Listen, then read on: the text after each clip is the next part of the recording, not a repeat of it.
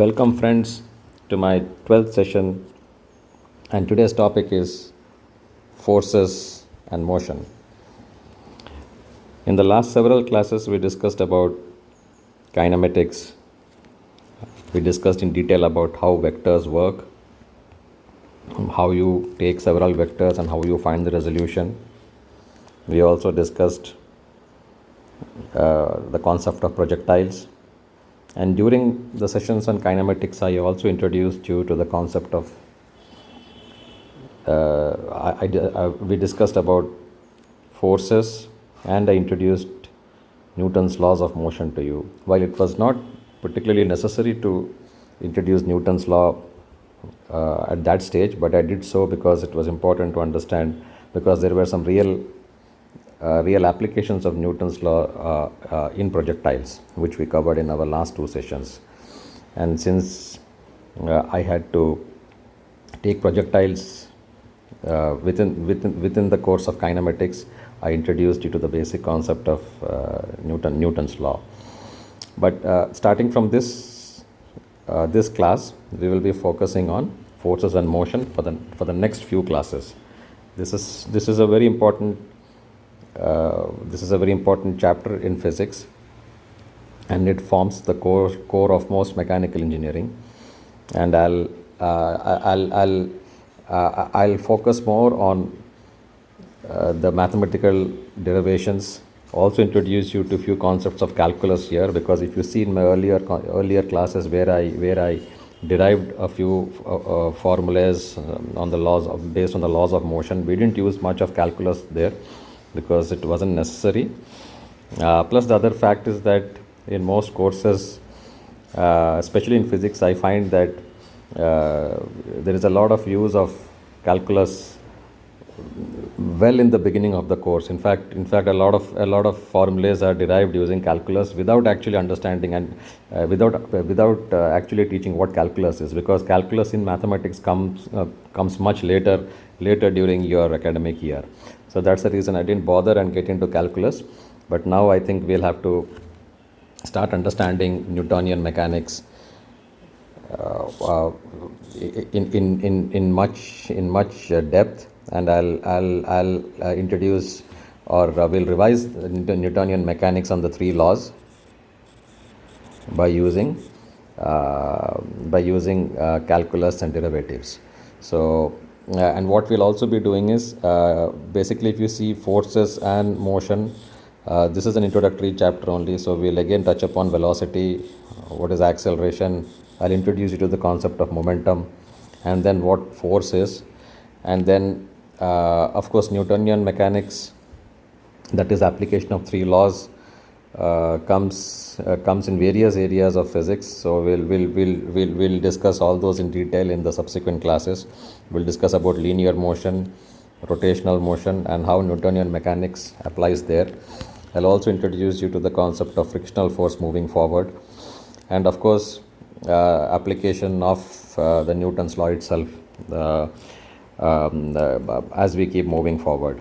So let's dive in straight now for a very basic introduction on Newtonian mechanics. So let's start. So you all remember Newton's first law. It says a body continues to remain in a state of rest or uniform motion until it is acted upon by an unbalanced force. Now it's basically a statement. So Newton's first law is more of a statement. So in fact, even before Newton, Galileo came out with the concept of inertia, the law of inertia. So there's nothing much mathematically to derive from there. It's more of a philosophy. So and you can refer to my earlier class on Newton's laws, where I have explained Newton's first law in great detail.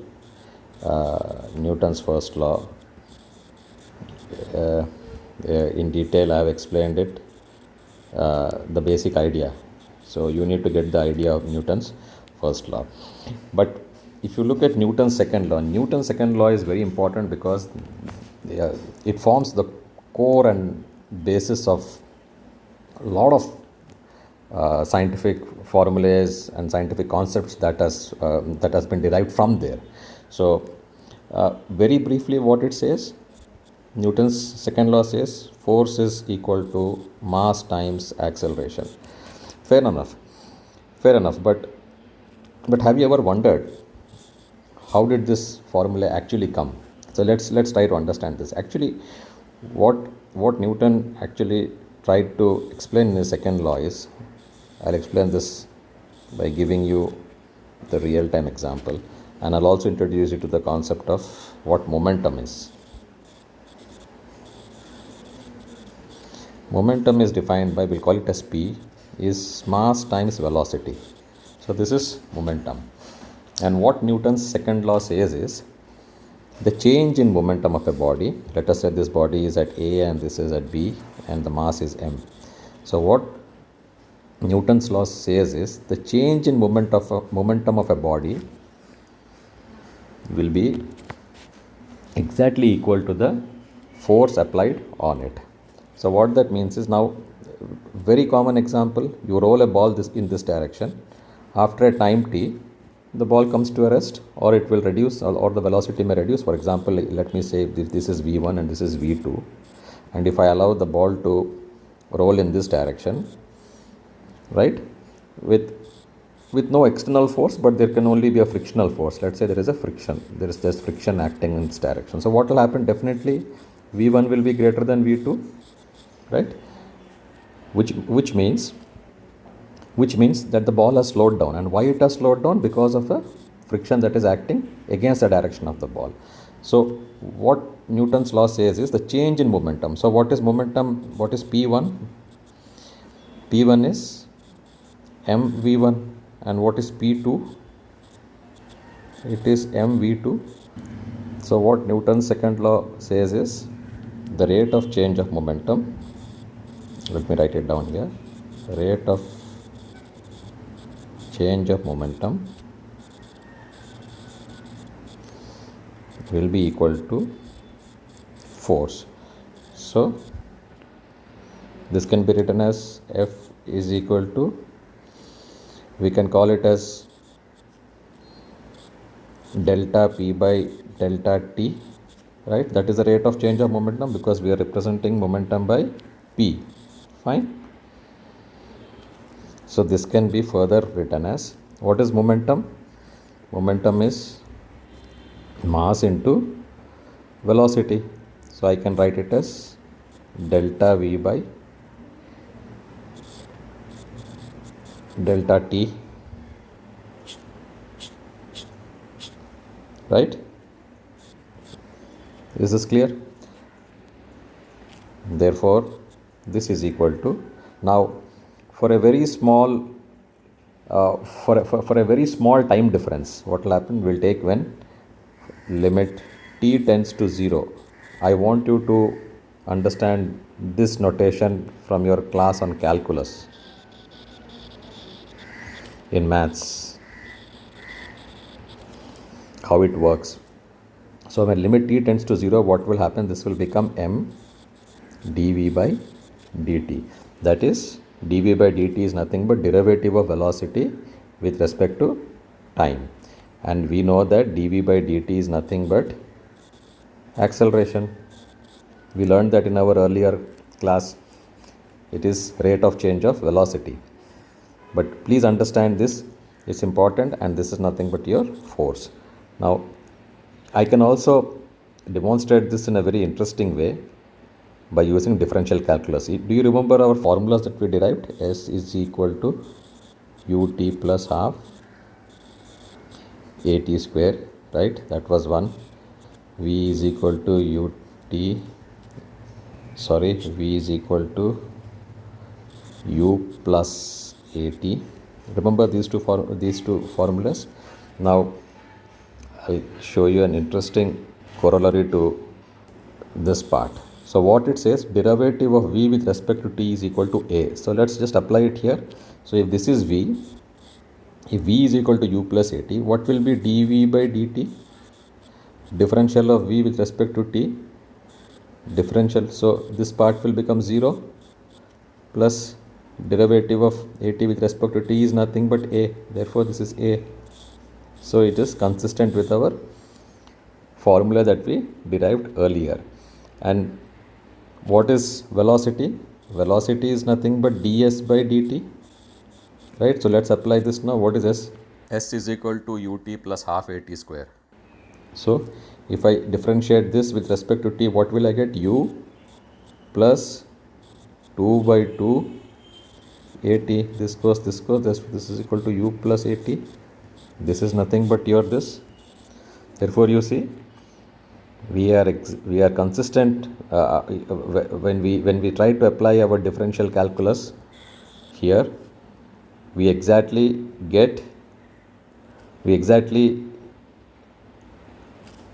verify that the formulas that we derived in our earlier class is exactly the same.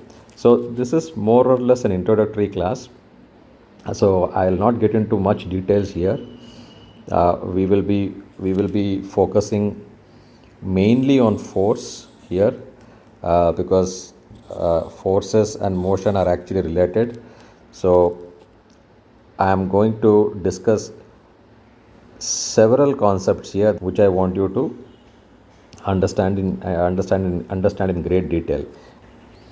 In the next class, what we'll do is we will discuss some simple examples using the concept of Newtonian mechanics. We will try to understand how a body will behave, what will the forces behave on a body under various circumstances. So initially we'll discuss linear motion, and then later on we'll move into rotational motion. So for now, what I want you to do is please refer to our old class on laws of motion and Newton's laws, where I have explained in detail what the laws are. Of course, there was no need to explain Newtonian mechanics at that point in time, but one of the reasons why I did that was to get you a better understanding on vectors, because vectors by nature is quite a vague subject. So I introduced the concept of force there, because when you actually because force is around us, it can easily be visualized. So I introduced force very early in our learning, and through force I explained you what vectors was, and there was a necessity to basically discuss Newtonian mechanics there. And of course, even in the chapter on projectiles, we had to use these formulas. Without this, it's impossible to solve projectile problems and derive those formulas. So I'll see you in the next class, where we'll discuss more on forces and motion. Thank you.